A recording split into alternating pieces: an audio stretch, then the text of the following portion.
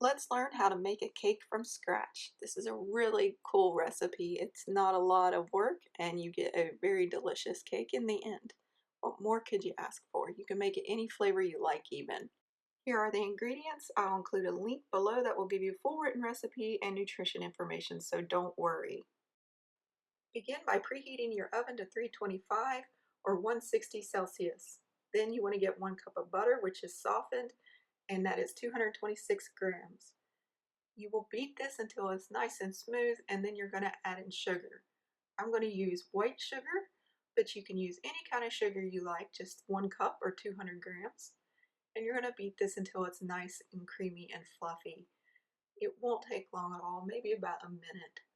Next, add in your vanilla. You're going to add in a teaspoon or 5 mils.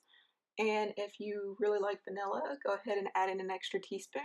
And of course, if you want to try lemon, this would be the time you would use lemon instead of the vanilla, or you could use orange. You could use a lot of flavors. Once that is combined, you're going to put in the eggs. Try to add them one at a time. If you add a couple in at a time, that's okay. That happens sometimes. Just beat it until it's really nice and smooth and no longer looks curdled. That takes about a minute total. Once you get the eggs well incorporated, you're going to move on to the dry ingredients. 1 1/2 cups of flour, 225 grams. Then you're going to add in 1/4 teaspoon of salt, 1.25 grams. And finally, you are going to add in 1 1/2 teaspoons of baking powder or 6 grams. Now, if you have self-rising flour, just omit the salt and omit the baking powder. And if you're using salted butter, you might want to skip the salt because it could be a little too salty. Right now I am stirring in the flour a little bit by hand so that I don't get flour everywhere when I turn back on the mixer. But you can finish this batter off by hand and you can actually make the entire recipe by hand. However, I do like the mixer because it adds in a little bit more air and a little more lightness to the cake. So when you do use the mixer, you're going to beat it for an additional 1 minute on medium speed until it's nice and light. You're going to need a 9-inch pan or 23 centimeter, and it has to be at least 2 inches tall or 5 centimeters. If it's not 2 inches tall, it will overflow, so you're going to need 2 9-inch pans if that is anything smaller than 2 inches or 5 centimeters. But trust me on this, if you're going to be baking a lot of cakes, get a pan that is 2 inches tall. It will save you a lot of headache in the end, and it just tastes a lot better and looks a lot better presentation wise. Now that we've beaten this cake another minute on medium speed, it is ready to go in the oven. It's very easy to do. You just scrape it all out into this prepped pan and you're going to level it out once you get it all out of there. Scrape out as much as you can, spend a little bit of time, don't leave any behind. This is a really rich, decadent cake. There's nothing quite like a butter cake, so you want to get every single calorie out of that pan.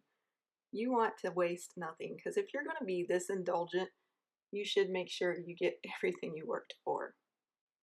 I'm going to briefly show you how you level the cake so you'll get the idea, but I'm not going to make you watch the entire thing because it takes about 30 seconds or so. But at least you'll know where to begin. If you're going to get into baking cakes, get an offset spatula. Leveling cakes is a lot easier when you have one of those.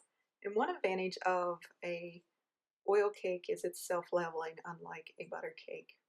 Give it a couple taps. We're going to pop this into the oven and we're going to bake it 40 to 45 minutes or until a toothpick inserted comes out clean and it's golden brown like this. Isn't this a gorgeous cake? If you need to, run a blade around the edge of the pan to loosen it. If you do have a nonstick pan, please make sure not to use a metal utensil. Flip it over and lift it off. If all goes well, it'll pop right out. And that piece of parchment paper is golden. I can't tell you, if you're going to make a butter cake, it's worth it. And look at that beautiful color. Then you want to flip it back around and let it cool completely at least 1 hour before putting on the frosting. Once it's cooled, let's make some frosting. You want 1/2 cup of butter, 113 grams, and it needs to be softened. Beat it on medium for about 30 seconds until it's nice and fluffy. Once that happens, you're going to add in some powdered sugar, 2 cups full, 250 grams, and add a few tablespoons at a time. Take the time to add it in slowly and you'll have a nice, silky smooth American buttercream. Next, you'll want to flavor your frosting. 1/4 teaspoon of vanilla, 1.25 milliliters, and you can use any extract you like, such as lemon, coconut, orange, you name it. Once you get that beaten in, add in milk, 2 tablespoons or 30 milliliters, but do it a teaspoon at a time until you get the consistency you like.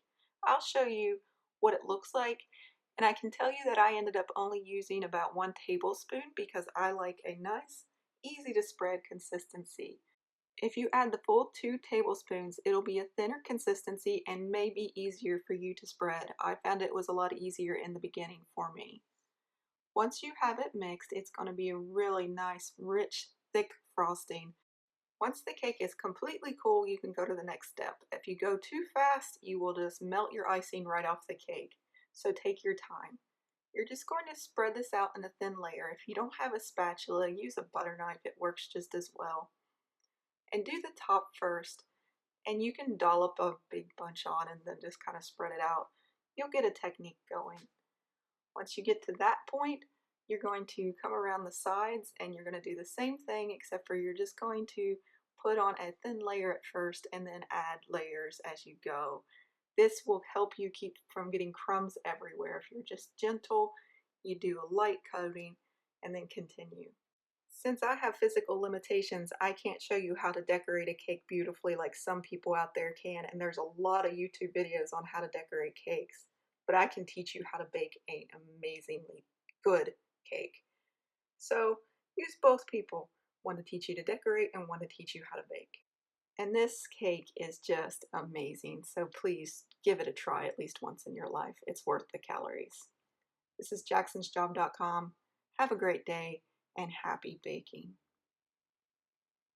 If you're still here, watch what I did. This pretty much sums up why the dogs are always following me in the videos.